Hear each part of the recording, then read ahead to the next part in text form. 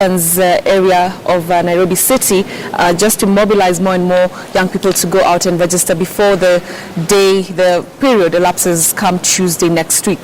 All right, that's a story we'll continue following up on, but to another developing story. And Kenyans living abroad say they will sue the Independent Electoral and Boundaries Commission for restricting diaspora voters' registration to the East African community in South Africa. The Kenya Diaspora Alliance, the umbrella body of 34 lobby groups of Kenyans living abroad, said the electoral agency was failing to implement a Supreme Court directive issued in 2015 to ensure diaspora Kenyans participate in elections. Officials from the group met IEBC Chairman Wanyonyi Chebukati and Commissioner Roslyn Kwamboka Akombe, who handles diaspora issues. IEBC has said it will not register voters living outside Africa, but focusing on the diaspora in Kenya, Uganda, Tanzania, Burundi, Rwanda, and South Africa. Based on the changes in the new laws that only came up in January, we have looked at the logistics of it all, and we have found that we cannot, much as we would love to do that, practically we will not be able to extend those services to countries beyond Africa. I believe the emphasis that we are placing here now is that we want to make sure that at least we're expanding it beyond the 4 countries. We are moving to South Africa and encouraging the Kenyans living in the southern part of Africa to be able to participate in the elections through participating in South Africa. I know we can give, this commission can give a commitment to the diaspora that we will not leave this issue to stay on until on the eve of 2022 and then start raising it again. We have made a commitment that immediately we will start looking at means of ensuring that we expand the countries beyond the ones that we have. All right, so let's have a conversation here in studio, and I'd like you to chime in. Hashtag News Center is what we're using, or you can tweet me at Betty Mkialo and share your views about this particular issue about Kenyans living abroad, saying that they will sue the Independent Electoral and Boundaries Commission because they will be restricted. Registration will be restricted to a few countries here in Kenya and not diaspora. Kenyans in the diaspora, in other parts of the world. All right, so let's have a conversation here in studio. Joining me is the convener of the Kenya Diaspora Alliance, Dr. Shem Ochwodo. Thank you so much for joining us on News Center. Pleasure, Betty. So, our Kenyans in diaspora are an angry lot. Absolutely, very outraged. But maybe first, before I go there, let me encourage Kenyans, particularly at home, to register for the remaining few days. I actually think the politicians are perhaps a reason why Kenyans are not registering. Really? When you go out and tell them, register to vote for me or vote for XYZ, maybe they don't want to vote for XYZ. So why don't you just tell them, register, and then when the time comes, decide who you're going to vote to. And there are still candidates who haven't come out, even among diaspora, including presidential. Okay. So we're likely to see Absolutely. Wow. So we'd want to encourage Kenyans, take your vote, because it's vital that we determine our destiny as Kenyans. All right. So the politicians are saying that they're sending the wrong message, scaring Kenyans away. I think so. If you are candidate A and you go tell the people to register and they want to vote candidate B, chances are it's a disincentive to register. Okay. So just tell the people to register. Whoever they vote for is there. They will decide. It's their discretion. All right. Let's talk about this, new move. IEBC says that they can only register Kenyans in about 5 countries. Yes, not very different actually from 2013 elections. Absolutely. Let me say we've been at this for about 30 years. In 2001, Honorable Mohamed Shidia and I did co-sponsor motion in Parliament for dual citizenship. 2009 to 2010, we went to court for diaspora to register to vote in the referendum. And the rest is history. Yesterday we met the IEBC chairperson, Mr. Chebukati, Madam Dr. Roslyn, and other staff of the commission. The picture that's emerging to us is we're beginning to query whether the IEBC is truly independent. We know the previous day they met the president. Yesterday they met the leadership of NASA. Those seem to be the people calling the shots. And I really wonder, the constitution, the new constitution in the preamble, talks about the power, the sovereign power of Kenya. It's not with those guys. It's with us, the people. And I think this is really what IEBC must make us believe, that they're going to be independent, they're not going to take directives from either the president or the leader of opposition, and so on. Why do you say that you feel that, you know, they are biased? We feel so because, look, when they want to meet the leader of Jubilee, they go to State House or they go to Orange House. But when they want to meet other Kenyans, they ask the Kenyans to go look for them.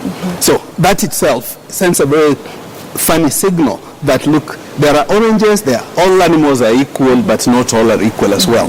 That's a starting point. But secondly, the IEBC making the statement soon after they've met head of state leaves us puzzled. And this is why we've decided as Kenya Diaspora Alliance to go back to court for contempt. But before that, let me also take the battle to the doorsteps of the leadership. Okay. Whenever the president has been out to meet Kenyans, he tells them, you're my 48th county, you're my richest county, my government cannot ignore you. But now he's mute. He's not talking about diaspora registry. The same to the leader of ODM. Whenever Right Honorable Raila has gone out, these are the words that he uses to give the diaspora.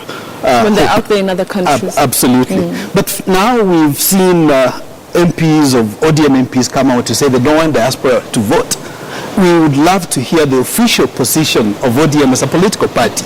You know, yesterday they spoke as NASA, but NASA is not a political party. And the same challenge goes to my good friend, Honorable Musalia Mudavadi. 3 months ago he was in the US. He promised our members, when I go back home, we will push for you to vote. He's now very silent. In fact, he's part of NASA that's now saying they don't want diaspora to vote. Can they come out clear so that we know who's for diaspora and who is not? But this is part of why we're taking the battle to court, because that seems to be the only place where we have some remedies. And what would be the reason behind all this? I mean, is there anything that you're feeling is the reasoning behind this move? It's very simple, Betty. It's just because the politicians know they can't control the diaspora vote. They can't manipulate them. They can't scare them with men in white. They can't bribe them. So they're not really sure, will they vote for me or will they vote for the competitor? But is the number consequential? Absolutely. 3 million voters. Actually, I probably should have started by saying an election that deliberately and structurally disenfranchises 15% of eligible voters, because 3 million, the bulk majority of them are adult. Even those who go for studies to India, to Cuba and so on, or Russia, they're all adult voting age. So I would very easily say it's about 15% of the eligible voters. So that's not small. 3 million votes are not little. So they're significant. But I do know people may say, look, if we now allow Kenyans in East Africa or South Africa to register, we'll find these small numbers. That's obvious, because first of all, they've been waiting. They are at a loss. You know, IEBC did publish that they're going to register diaspora on 1st of February. 1st of February came and passed. Some of them went to embassies in the hope they would register.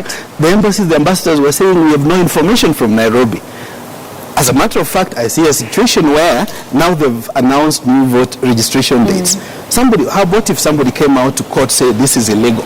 Because the gazetted date was 1st of February. I mean, how are IEBC going to handle that? All right. And this is part of where we're going to court. How committed are Kenyans living in the diaspora in the electoral process?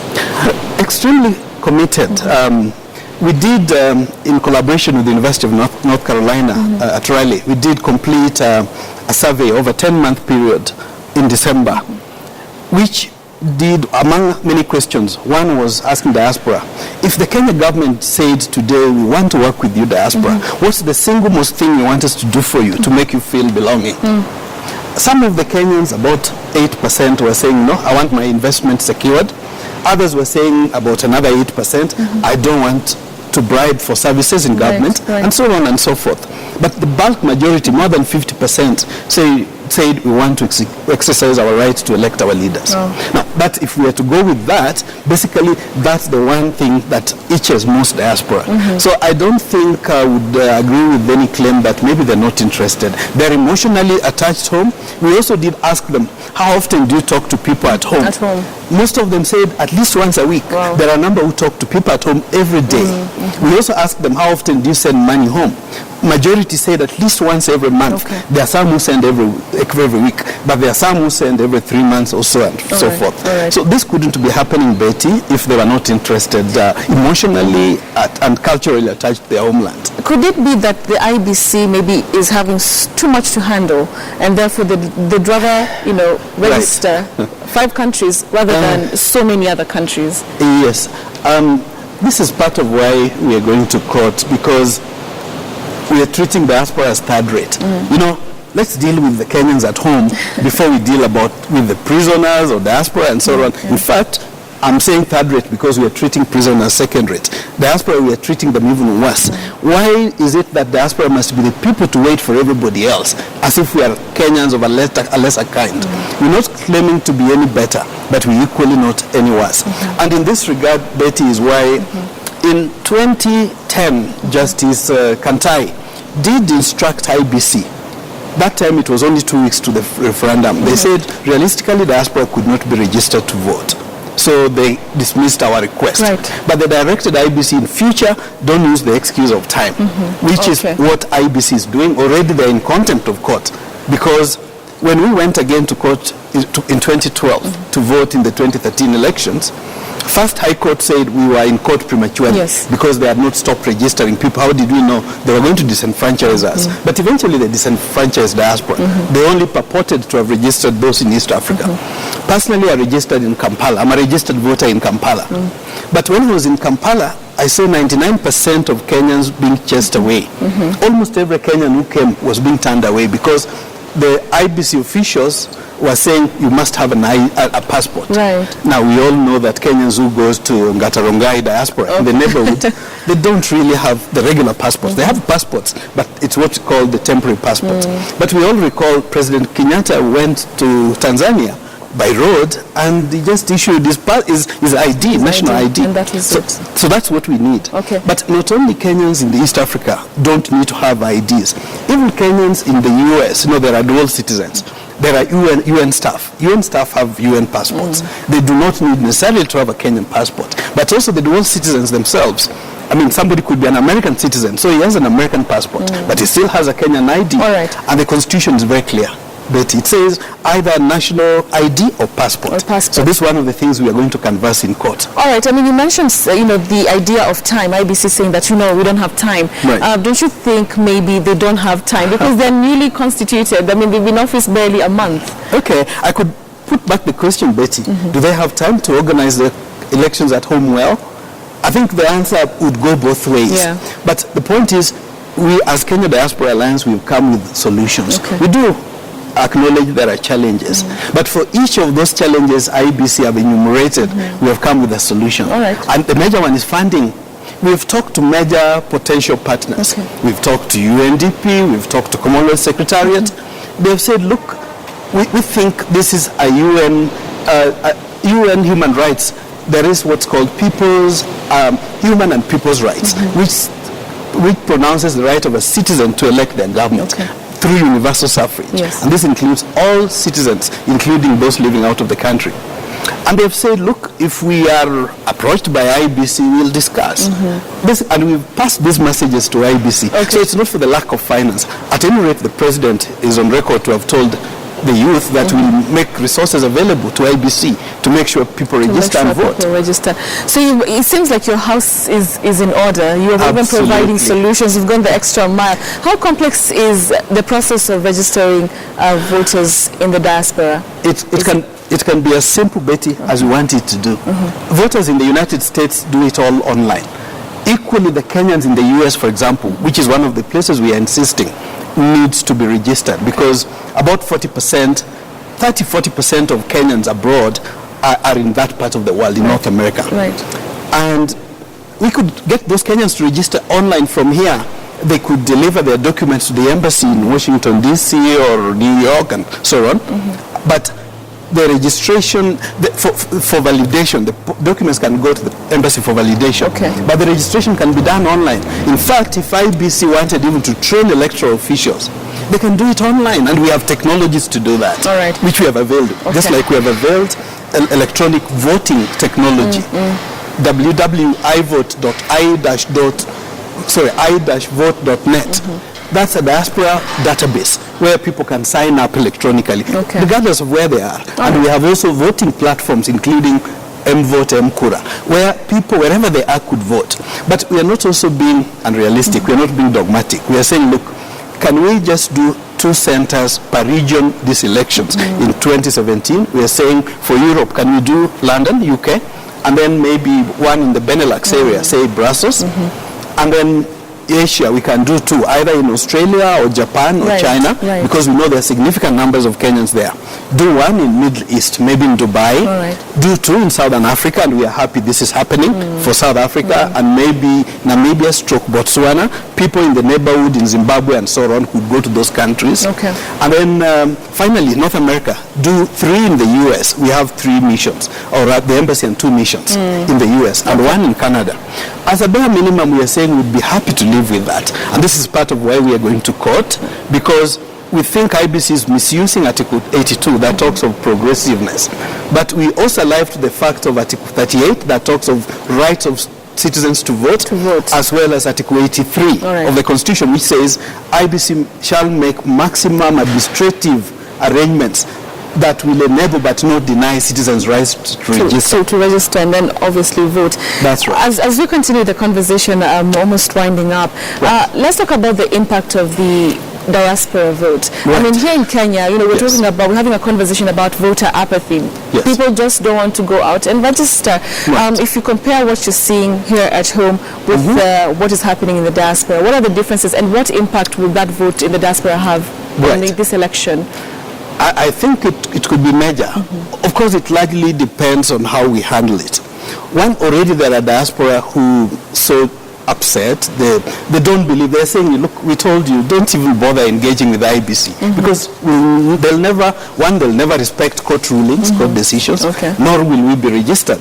But there are also others who have said, look, since we're not going to register abroad, I better dash home to register at home. So I wouldn't be surprised if eventually IEBC says, like we believe they will, that go out and register, the numbers will be suppressed. But that notwithstanding, those who still are waiting to register, and their number, there are many, let's give them a chance. Actually, our target as KDA is 1 million voters. We could, if we work together with government and private sector and diaspora formations in different parts of the world, we could easily get 1 million. Finally, Shem, let's talk about how far are you willing to go with this lawsuit?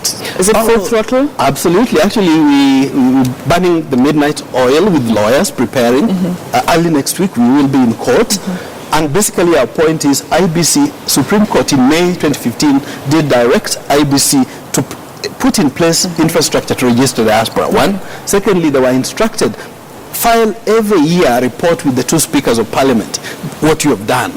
And this was May 2015. We expected the first filing to have been in September 2015, the second one in September 2016.